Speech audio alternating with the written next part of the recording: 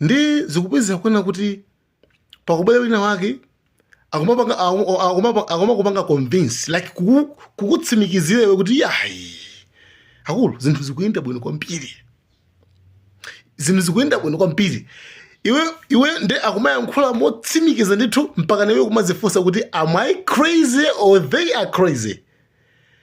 Kumazifunsa kuti apa kuti ine mwina wamisala ndine mwina kapena amisala ndiwo mwina sindikuvesa zinthu zikuti zikukhala bwanji.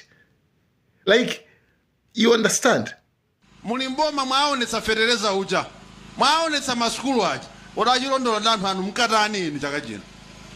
Tikatani ife anthu apa chigawo chapakati wachi. Mukatani inu. Mukachongera pandani. Palibe chowasuntha anthu awa president iwo wakonzeka. Aliyense wakonzeka uja dzanja mwambo kavotera Chakwera, dzanja mwambo kavotera Chakwera president. Ayankhuleni wana wanu.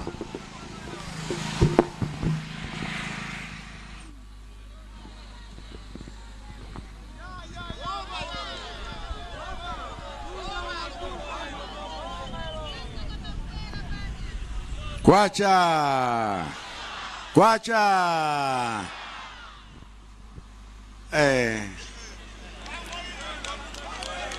panoso pachingwiri nkawawa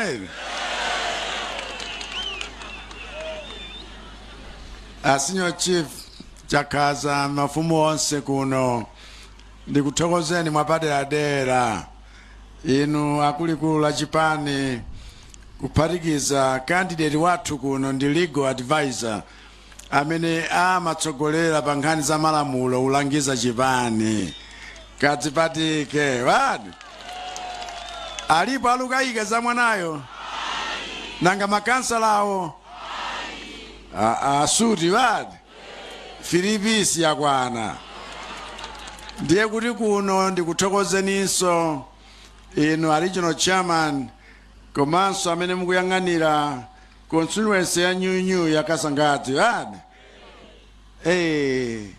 zinthu zizitiyendera ubwino zilichitira ubwino chifukwa tsopano chitukuko chizikhala pafupi zinthu zizichitika mwamsanga tere kunena kuti constituency development fund ichoke pa 220 ikafike pa 500 million ndiye kuti zambiri zimene tikufuna kuno zija zikonzekanso mosavuta badi tere ndiyankhepo mwina mafunso awiri atatu chifukwa nudziwa kuti kuno uchita kampeni ndiye ayi nzosagwira chifukwa ndinu wotsimikizika kale nanga muliso ni wina kuno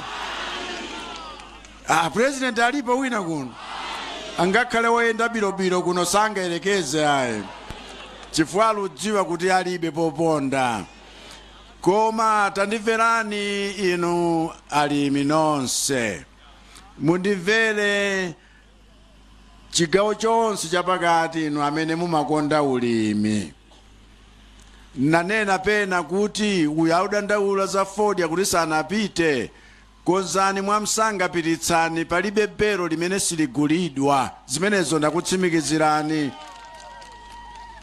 chachiwiri nchakuti mwinaso chofunikira koposa wenanu nkhawa nchakuti kodi Feteleza watani tizikamba zoona wani ndiye nkulankhuleni kutotere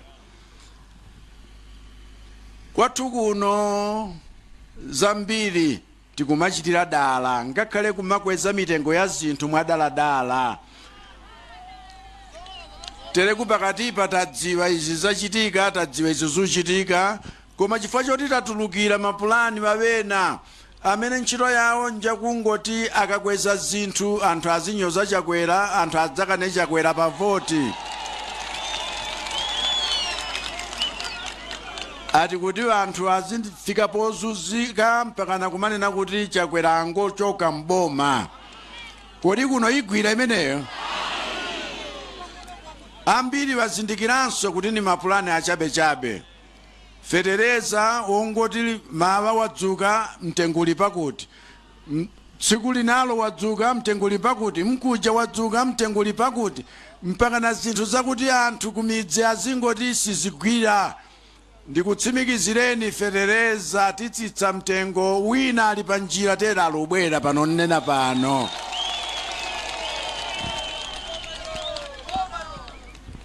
Wina tuwabwera kale sitidanene sidalengeza. Wina ali pa njira zitukambamu chifukwa tifuna zonse zitsike mtengo. Uyalubisa zinthu dala nsaizione kuti azikweza mitengo ati kuti Amalawi akwiye chichewa chinamati anyangale. Mwamvetsa mepo? Pulani imeneyo sigwira monga pulani imeneyo kanikanso gwira mmadera wena. Chifukwa Amalawi tafika posakondana. Amalawi tafika pakuti anthu kumidzi ndiye muzanzuzika. Palibe boma limene lagula mbewu za alimi ni mitengo ya bwino kusiyana ni boma lino. Ndipo ine sindilola kuti alimi kumidzi muzuzike mpaka kalekale. Tikupatsani zoyenerezeka zonse. Pulani yathu njakuti mitengo ya Feteleza ingotsikira aliyense basi. Makalabu timachita waja akhalepo, macooperative timachita akhalepo, wanifu tifunanso nifu isanduke banki yapaderadera ithandizire ulimi wodikira mvula komanso ulimi wamthirira. Ulimi wodikira mvula kuli ndi vuto wationetsa kuti mavuto chifukwa mvula sikupanganika. Tere kunjala tikamba ija kuno sikofunika makamba za njala yayi. Chifukwa kuno anthu salesi, kuno anthu amagwira ntchito molimbika. Koma mvula ikadula chiwawu chikafakirikira paliponse ndiye kuti anthu asowa chokolola. Nzimene zapweteka ife kuno. Nchifukwa chake boma silikusiyani, boma lizikuthandizanibe kuti aliyense apeze populumukira. Koma mudziwe ichi kuno tilenga vikwaya vatu kuno. Vikwaya amponda matiki vatu kuno. Awaganiza kuti ino anthu akumidzi ndino anthu omvetsa chisoni mpaka kalekale ayiwale zimenezo. Chifukwa Chakwera wafika pakuti anthu akumidzi ndiwo amene titukule, ndiwo amene tikweze, ndiwo amene akhale akuti thukuta lawo akulidyera pakaone chifukwa zolima zawo zikulemekezedwa ndi mitengo ya bwino. Tumvana kodi? Tere kukayawena mulima fodya muchatanenera akugulani yese mpaka na wata. Kaya mulima mbewu yanji kaya ndi soya tigule pa mtengo wa bwino, kaya ndi mtedza tigule pa mtengo wa bwino. Zonsezi zithandizira kuti chitukuko ngakhale kumidzi chifalikire. Zimene tikupanga zija kukoza msewu ndi zitukuko zolimba nchifukwa chakuti tifuna dziko lino likhale nchembekezo chokhazikika. Ife amene zaka zathu zakula kale tikachoka ana adzukulu azikanjoyabe zotsatira za ntchito imene tikuchita pali pano. Ndiye izi tuchitazi siongopangana mafuta pakamwa nkumanena ngati nyama mwadyako pamene simnadyeko ayi. Izi tuchitazi nzokhalitsa. Ndipo ngati ino alimi mumamvetsa kuti zimene sizinachitikezo zithekabe.